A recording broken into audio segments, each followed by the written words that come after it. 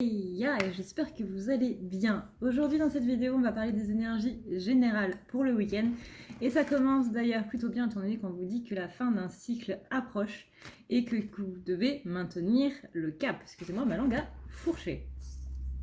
Donc on est sur une fin de cycle, il faut maintenir le cap, ça veut dire que ce qu'on fait, eh bien, on va dans la bonne direction, il n'y a pas de doute à avoir là-dessus. D'ailleurs, si vous posez une question, je vous ai fait un tirage il y a en milieu de semaine, là, où vous devez poser une question tout simplement, et vous avez 3 tas, et dans ces tas, du coup, vous avez une réponse par oui ou non.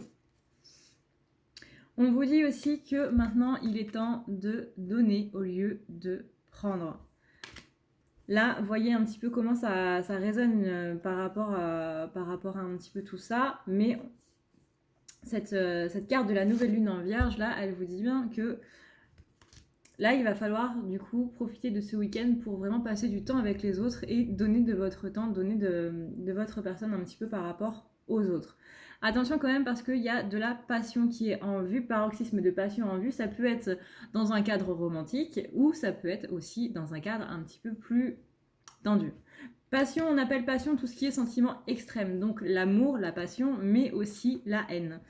Tout ce qui va être un petit peu sentiment, on va dire, complètement exacerbé, faites un petit peu attention à ça.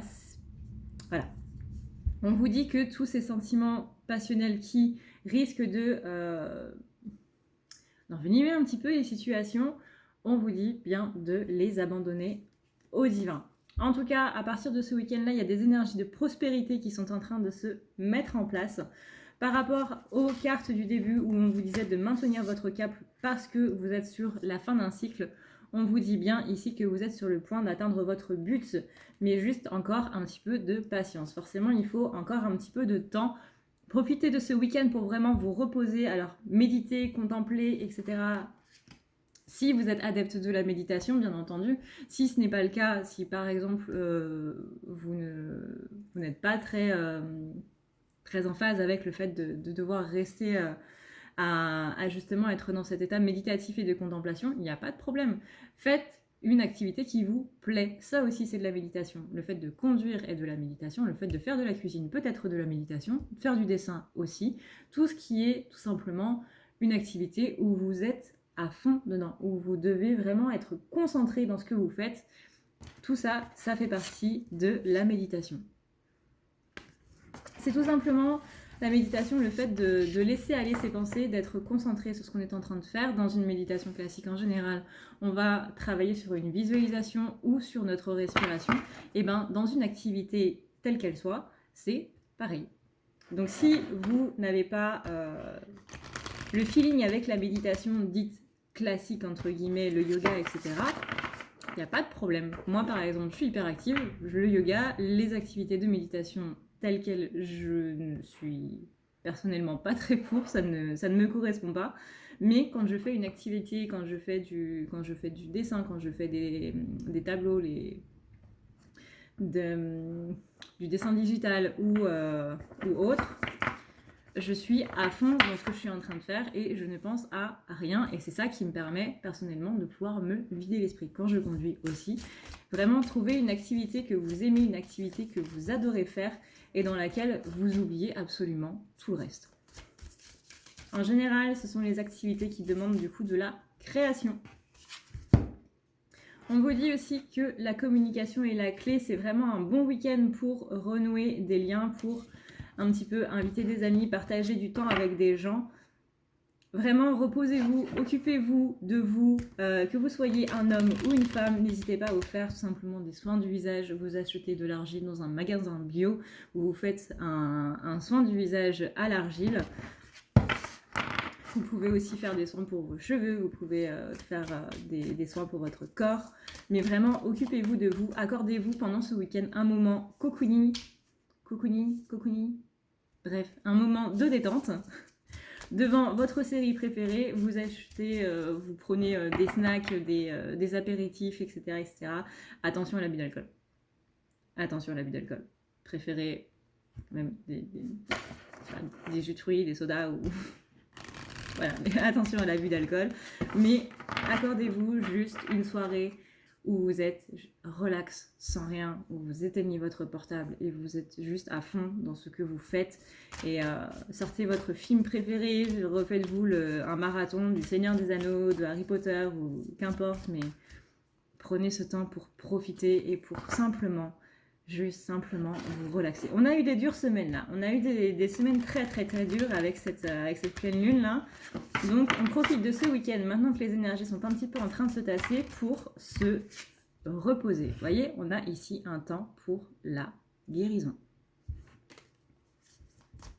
Et une fois que vos énergies seront un petit peu plus calmes, une fois que tout sera vraiment allégé, on va pouvoir ici faire venir la chance. La chance est avec vous. Donc protégez-vous, reposez-vous.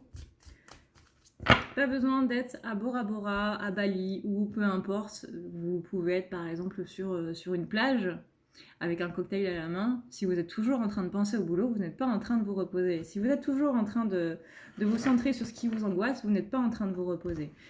Le but du repos, c'est aussi de reposer son cerveau, c'est-à-dire tout simplement de ne pas penser à ce qui vous angoisse.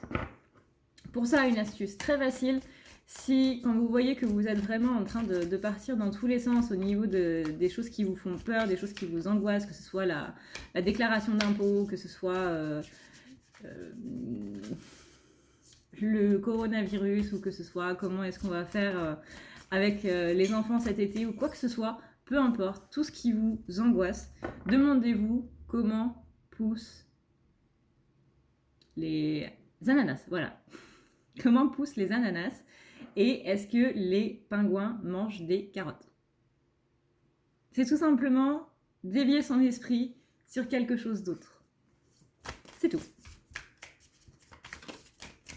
Vous pensez, je sais pas moi, à premier anniversaire de votre enfant ou à un truc joyeux.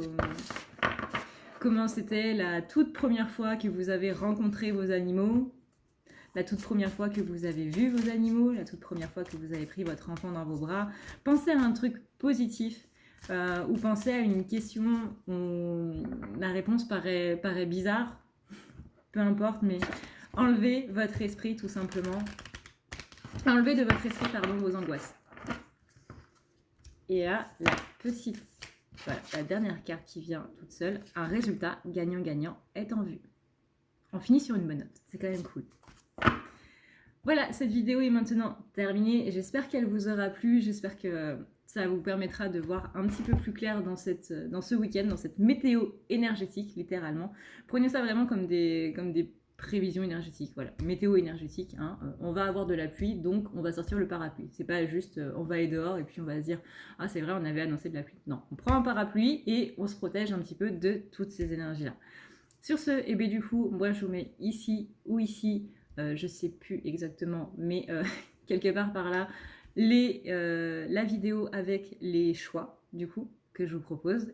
N'hésitez pas à cliquer sur le petit rond aussi pour vous abonner. Je vous souhaite un excellent week-end. Prenez soin de vous, c'est le plus important. Ciao, ciao.